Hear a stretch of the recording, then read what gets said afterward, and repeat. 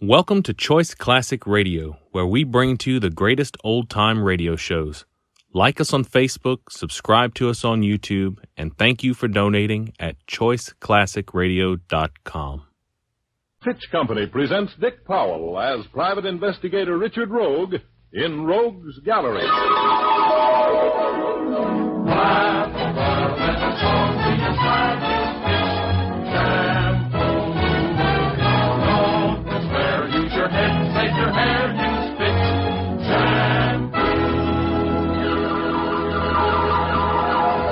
The F.W. Fitch Company, makers of Fitch's saponified coconut oil shampoo and Fitch's shaving creams, presents Dick Powell as Private Investigator Richard Rogue in Rogue's Gallery.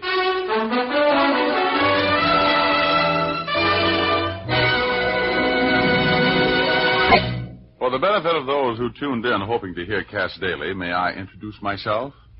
My name is Richard Rogue. I'm a private investigator. I said it and I'm glad. Private investigator.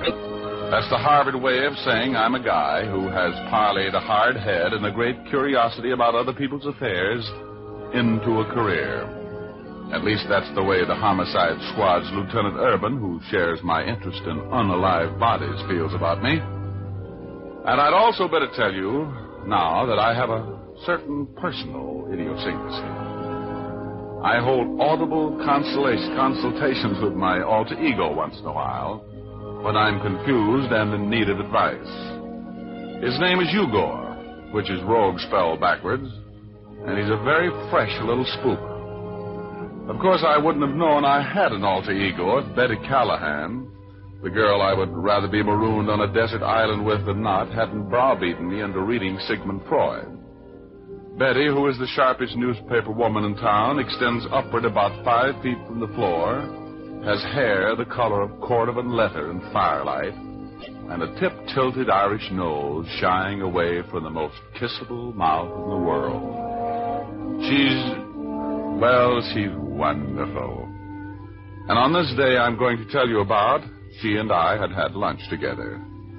She had an hour to kill, so she walked back to my office with me. You know, Richard, this is much too nice a day to work. Look, Betty, if you can get rid of that assignment you have for this afternoon, we'll go to the races, huh? Oh, I haven't been out this year. I got some information from Herb Hyde in the cigar store in the lobby. He gave me 2 horses who gave him their word they were ready today. Talking horses? Only to Herb. They don't speak English, but fortunately he speaks horse. Now get on the phone and ask that slave driver at your city desk for the afternoon off.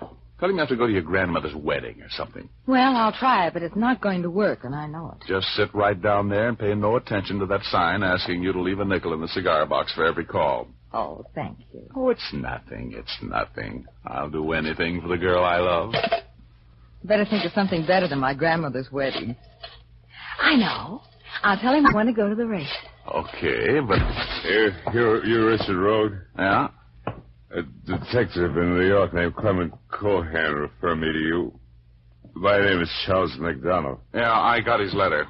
I got to see you right away. Go on in that office there. I'll be in a minute. All right. Please, hurry. What was the matter with him? He looked sick. Probably been drinking. I noticed that when I... Oh, wait a minute. Hello, give me the city desk, please. Make it a good story. Tell him it's your grandmother. Hello, Walter. This is Betty Callahan. Look, can you put somebody else on that Stubble story this afternoon? I want to go to the races. But, Walter... Yes, but... Okay. What did he say? No. Oh. He told me to get right back to the paper, and I like my job, so here I go. Well, then wait a minute. I'll go in and talk with this guy, give him a quick brush and go over with you. Maybe I can talk Walter into letting you take the afternoon off for the betterment of racing, huh? Well, you'll have to hurry. Walter's mad. Well, just take it easy. I'll be right back.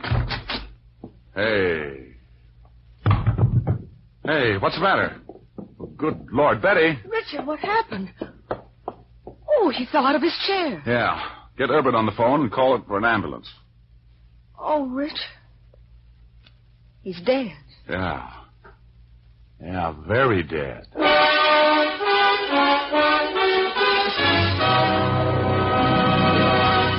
We'll continue our story in just a moment. First, impressions often count a lot.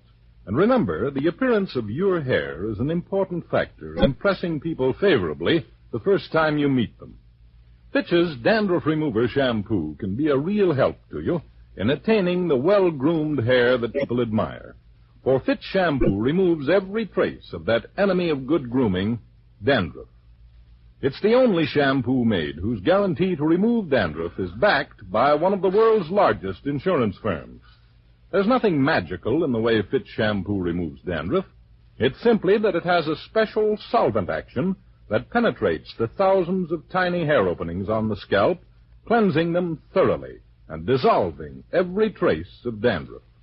That means not only the loose flakes of dandruff, but the kind that clings to the scalp as well. Then Fitch forms an abundance of fluffy lather that carries away the dissolved dandruff flakes. It rinses out easily and leaves the hair sparkling clean, completely free from dandruff. Try Fitch's Dandruff Remover Shampoo yourself for the appearance that impresses. Now back to Dick Powell as Private Investigator Richard Rogue in Rogue's Gallery.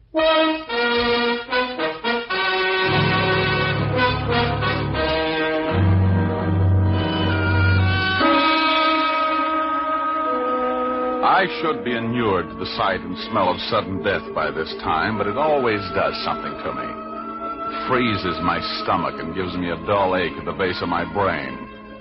When I left Betty Callahan on the phone in my reception room and walked into my private office, I found my mysterious visitor falling forward out of his chair in death.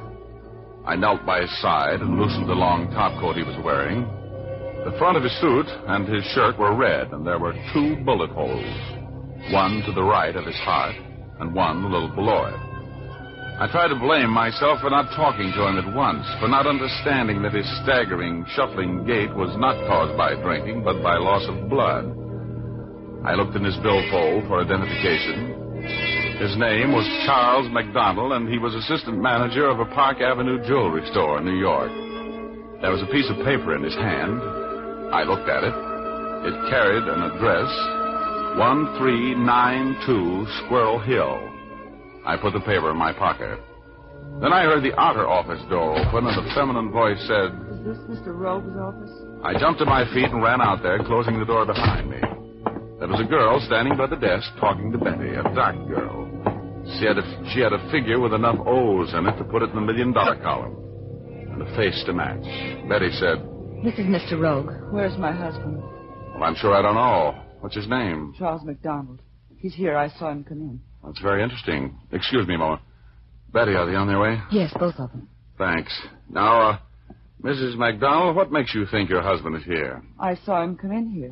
You were on the elevator with him? No. I just happened to be passing on the street. I saw Charles and spoke to him. He didn't even look at me. He walked right by. I couldn't understand it. He looked sick. I saw him come into this building. I followed him in. Oh, where have you been all this time? I missed his elevator. Why are you questioning me like this? I know he's here. I want to see him. Well, if you missed his elevator, what makes you think he's here? This is a big building, you know. I waited for his elevator to come back to the ground floor. I talked with the operator. He remembered my husband and told me that Charles had asked for your office. Where is he, Mr. Rogue? Where is he? Mrs. McDonald, would you just please have a chair? He's here all right, but he's busy. You'll have to wait. Oh, hello, Lieutenant Urban. Come in. Well, Rogue, what goes on? Where's the... Urban, I want to see you in the next office. Follow me, will you?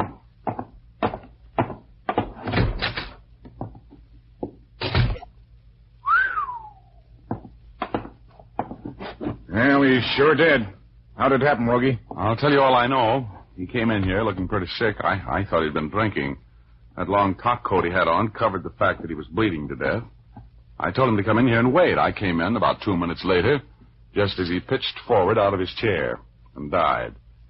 That's when I called you, or had Betty call you. She was here when he came in, saw the whole thing. Looks like a .38 caliber job.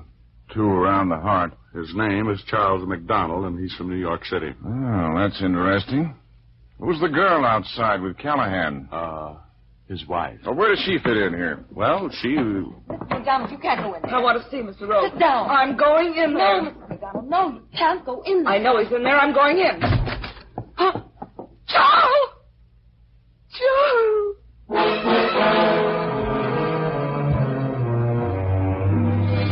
Well, when that girl saw Charles McDonald lying there as dead as yesterday's beer, she folded up right over him like a dropped piece of string. Urban and Betty and I were still working over when the medical examiner and the technical squad from homicide showed up. We picked her up, carried her into the outer office. As soon as she came to, Betty gave her a glass of water, which she sipped nervously when Urban started throwing questions at her like baseballs. Mrs. McDonald, I'm sorry to have to question you at this time. Will you please put that glass down and listen to me? Now, your husband was obviously murdered. I have to have the information. I don't know who could have done it. My husband was a businessman. He wasn't mixed up in anything that could have caused his murder. Now, what kind of business was your husband in? He was in the jewelry business. Manager of a big store in New York. Mm-hmm. Richard, What was your I have to address get back in New to York? the paper. I have to get the story in. Okay, wait a minute, and I'll walk out in the hall with you. All right, come on. Where are you going, Rogie? Oh, I'm taking Betty to a cab. I'll be back. See that you are. Come on. What are you doing pulling me along like this? I have high heels on. I'm in a hurry, baby. But you told Lieutenant Urban you'd be right back. I told him I'd be back, and I will. My rent's paid for another month. Well, where are you going? To do a little investigating. That's what it says in my card, investigator. Now, look, honey, when we get downstairs, I'm going to have to leave you. I'll see you tonight here at the office at 7 o'clock. Going down. Hello, Mr. Rogue. Hi, Shorty. Drop this thing, will you? I'm in a hurry.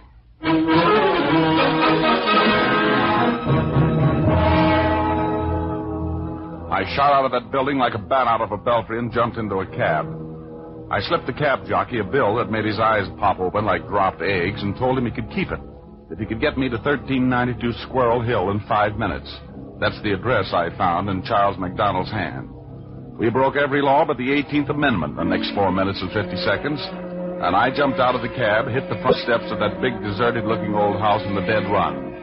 The door was ajar, so I took my gun out of its shoulder holster, put it in my side coat pocket, and walked right into a blackjack. Oh! My glazed eyes told my brain there was a dead man lying there. And then my head hit one of the stars which were surrounding me, and the star exploded with a blinding flash. I felt myself flying upward at a speed that made me dizzy. I was grabbing at the tails of comets, trying to break my speed, but nothing could stop me. I looked down at the earth, and I seemed to be looking through the wrong end of a telescope. It was a little round ball, that's all. I couldn't get my breath. I fought for it. And then my lungs seemed to explode, and everything was peaceful. I opened my eyes, and I was on Cloud 8, my home away from home. Ugor was sitting there, dangling his little short legs over eternity, and combing his long white beard with his stubby fingers. Hello, Rogie. Been using your head for a blackjack backstuff again, huh? Oh, never mind the cracks. I feel awful. Who did it? Some big guy I never saw before. Oh, but why would he want to hit me? Well, you must have been interfering in his business, Chiefy. There was a dead man in that room, you know. Yeah, I know it. What was I doing there? I'm a little foggy. Well, you went there because it was the address that was printed on that piece of paper you found in Charles McDonald's hand. Remember? Oh, yeah. Hey, I better get downstairs. I got work to do. Help me over the side, will you, Ugor? Oh, look, Rogie, there's no dough in this case for you. Why don't you get out of it? You want to get yourself killed for free? I'll get out of it if I ever get back downstairs. Give me a shove, will you? I'm going down there. Okay, Chiefy, but take care of yourself now. So long, Rogie.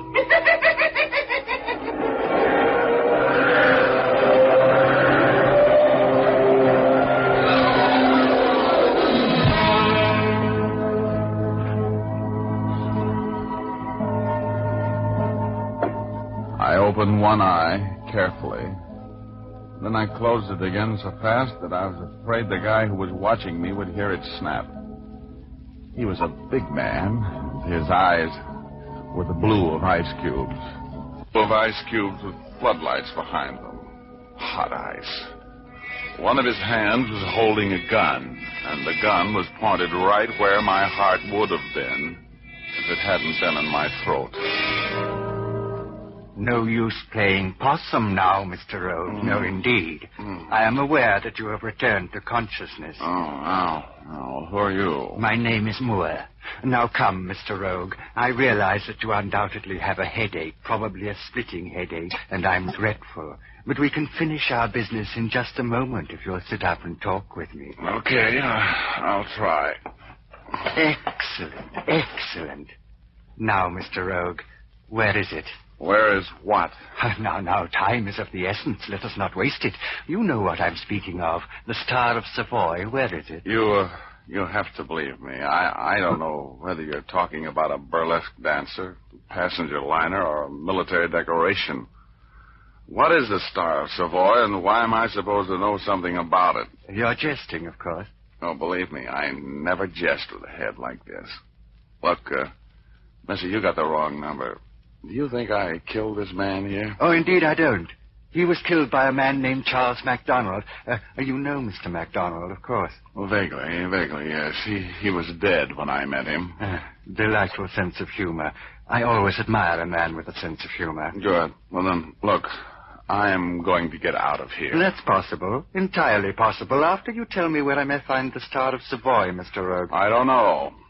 I don't know anything about it. Don't even know what it is. It's a large diamond, Mr. Rogue, one of the largest in the world, formerly owned by the Hohenzollern family, recently the property of a New York collector of famous jewels. It's a magnificent jewel, Rogue. Magnificent. Where is it? I don't know. I suppose you think I came here after it. Oh, I wouldn't know about that, Mr. Rogue. But you say you met my friend Charles MacDonald after he was dead. Very cleverly put. But when MacDonald left here, he went from here directly to your office. He was carrying the Star of Savoy in his coat. I know that to be true. I was following him. Well, we searched him, the police and I. He didn't have the Star of Savoy or any other diamond over a carat any place on him. That's the truth. Only thing I found on him was this address. That's why I came here. That's very strange. Yes, quite baffling. Have you met a strikingly beautiful girl? Tall, black hair, brown eyes, very appealing. You mean MacDonald's wife? Well, yes, MacDonald's wife. You've met her? Yes, she was at my office when he died. Who is this stiff here? Oh, a former partner of mine. He was attempting to double-cross me, poor fellow. You see, Rogue, he and I had a market for the Star of Savoy, a very fine market. That's why we hoped to get it from Mr. MacDonald today. MacDonald was most unreasonable. Of course, I intend to continue in my efforts to acquire the Star of Savoy. This dark young lady, Mrs. MacDonald, was she alone with him at any time? Either while he was alive or after his death? Well, no. She came into my office and saw that he was dead and fainted. Oh, I see. Well, Mr. Rogue, I'm inclined to believe your story about knowing nothing about my diamond. I think I'll be running along.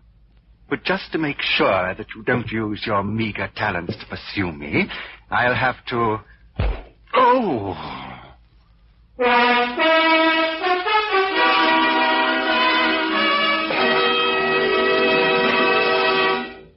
We'll return to our story in just a moment. First, one often hears that a woman's eyes, the window to the soul, are her most expressive features. But did you ever consider that a woman's hair can be very expressive, too? It can tell the world whether the woman is fastidious or careless. That's why so many millions of smart women depend on Fitch's Dandruff Remover Shampoo to make their hair express good care and exquisite grooming. For Fitch's Dandruff Remover Shampoo is a thorough cleansing agent, and while it cleanses, it also reconditions the hair. This reconditioning action perks up drab and tired hair strands, gives them more elasticity and a bright, gleaming texture.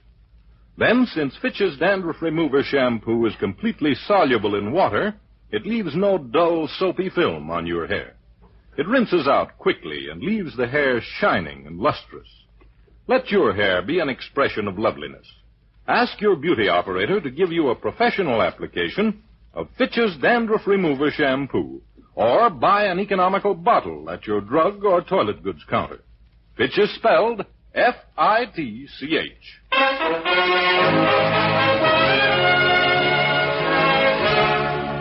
Now back to Dick Powell as Private Investigator Richard Rogue in Rogue's Gallery.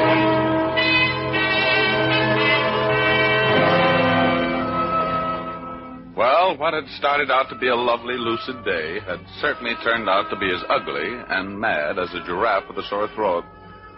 The date I had with Betty Callahan had been interrupted by a stranger walking into my office and dropping dead of predigested murder. I got knocked silly and came to find a guy named Moore politely annoyed with me about a diamond I'd never seen. So annoyed with me, in fact, that he was determined to kick my teeth out. I saw that big shoe swing from my jaw, and I ducked right into it. Oh, it would have been so easy for me to pass out again. But I fought it. I couldn't. I needed the time. I vaguely heard the fading footsteps of Mr. Moore through the aura of pain which was surrounding me like a fog. And after he'd faded out, I sat there for a while. Then I got to my hands and knees and crawled until my head cleared a little. When I got to my feet, I ran out of the house, grabbed a cab for the Park Crest Hotel. I thought I'd find Moore there looking for Mrs. McDonald. Oh, I must have looked like a hit-and-run victim as I approached the very proper clerk. He backed away, but I reached across the counter and grabbed him. Let go of me. I want some information. I want it fast. What room is Mrs. Charles McDonald of New York City in? Mrs. McDonald? Stop stalling. What's her room number? We have a Mr. McDonald, but there is no Mrs. McDonald. His wife is in New York. How do you know that? I sent a wire to her for him last night. There's no Mrs. McDonald out here. And now let me go before I call the house officer. I remembered then. Mr. Moore had hesitated when I pegged that tall, dark girl as Mrs. McDonald. That girl was an imposter. My head was still doing the Virginia reel with variations on the turns, but I couldn't slow up now. In spite of the racket inside my skull, I was thinking straight and clearly. I ran to my office. It was only a block. And I got that glass that Mrs. McDonald had been twirling in her fingers as Urban questioned her. I took it down to police headquarters and asked the sergeant of the Fingerprint Bureau to dust it for prints and telephoto the prints to the FBI in Washington. I told him he could find me in my office. I went back to my office and sank into my swivel chair and let sleep take over.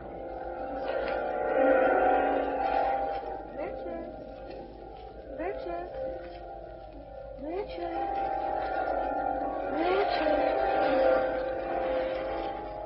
Wake up, Richard. No? Richard, what has happened to you? Oh, honey, you look so awful. Oh, Betty. Oh. Hello, baby.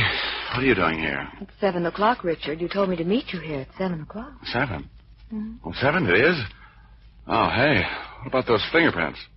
Fingerprints? Excuse me a minute, baby. I gotta call the Identification Bureau. You should be in a hospital. Oh, Richard, you can't take me to dinner looking like that. Oh, honey, think how I feel. Identification Bureau. Sergeant James. Sergeant, this is Richard Rogue. You get an answer from the FBI on those prints I gave you? Yeah, just came in, Rogue. They belong to a girl named Alice Ryan. 3 years ago when they took them at the aircraft company where she worked. She lived at 4435 Ethel Avenue in North Hollywood. Any criminal record? Arrested once in a competence rep 4 years ago. Dismissed for lack of evidence. Thanks, Sarge. I owe you a cigar. Come on, Betty. We're going to go to North Hollywood. I'll explain why in a cab. Come on.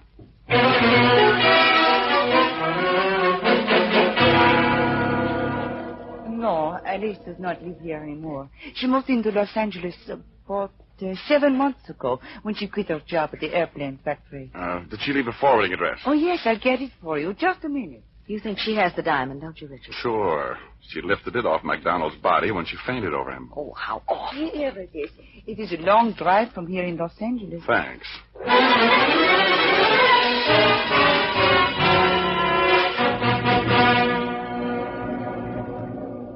Alice Ryan, no, she doesn't live here anymore. She came into money or something. She lives in Hollywood now. Do you know her address there? Well, a big guy around here after an hour ago. It's North Serrano. No, wait a minute, I'll get it for you. A big man. That's the man. Yeah, that's the man. He has an hour's head start. Here it is. I wrote it down for you. Oh, thank you, sir.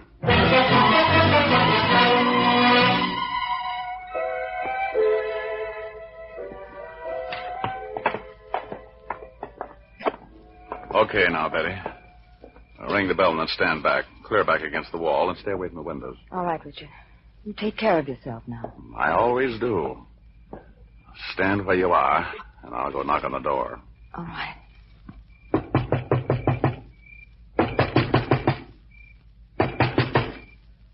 You stay right there, Betty. I'm going to try the door. Now, stay where you are. I will.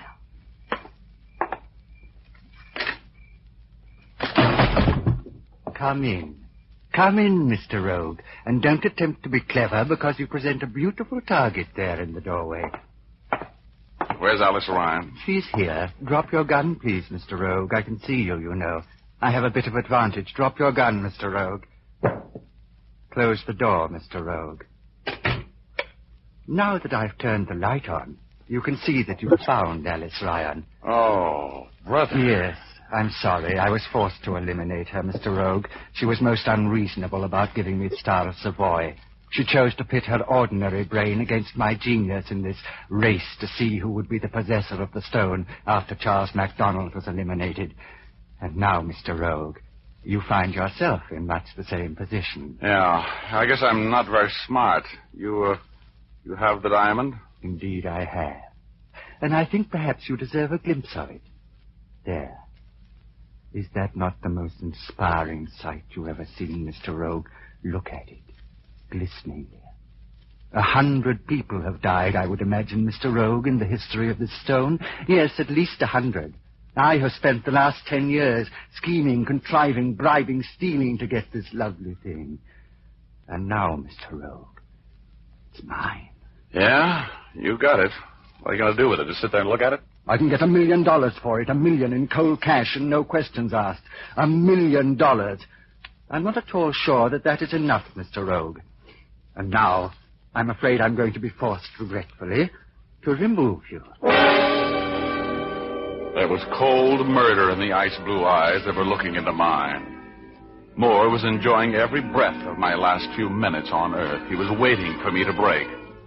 And all the time, he was talking in that cultured iceberg voice. Then I saw Betty. She was hugging the wall in the next room, creeping silently toward the killer. I wanted to shout at her, to tell her to go away. And then...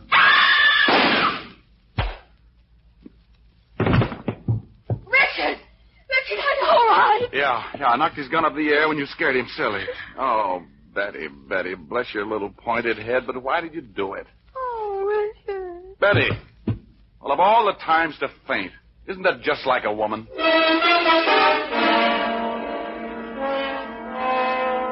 Well, the police took it from there, and the story was pretty plain. Moore was the head of a gang of international jewel thieves, consisting of the man I found dead on Squirrel Hill, Alice with the dark black hair, and himself. They had offered Charles MacDonald a fortune to steal the Star of Savoy from the Park Avenue establishment where he was employed and where it was on exhibition. They planned to kill him when he delivered the stone. But the trio triple-crossed themselves, and finally only Moore remained alive, which was a temporary thing, because Moore soon paid the final score for the murders he committed. And, well, I got a $5,000 reward for breaking the case. $5,000 for just getting batted around a little. Isn't bad, is it, huh? I split the reward with Betty Callahan, who certainly saved my life. And she went right out and spent her half on a fur cape. You know, women should never have money. They don't know how to handle it. Of Of course, the first time she wore the cape, she looked so lovely that I took her to the races and lost my half on a horse named Investigator. Oh, well, money isn't as important as true love, but there's a lot more of it. You know what I mean?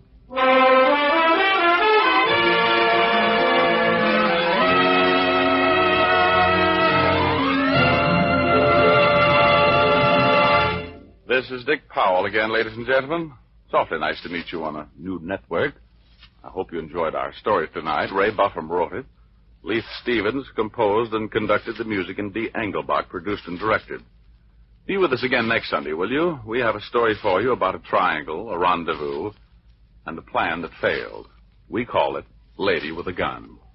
Thanks for listening, and now here's Jim Doyle. Listen again next week at this same time to hear Dick Powell as Private Investigator Richard Rogue in Rogue's Gallery. Laugh a while, let a song to your style, use pitch shampoo.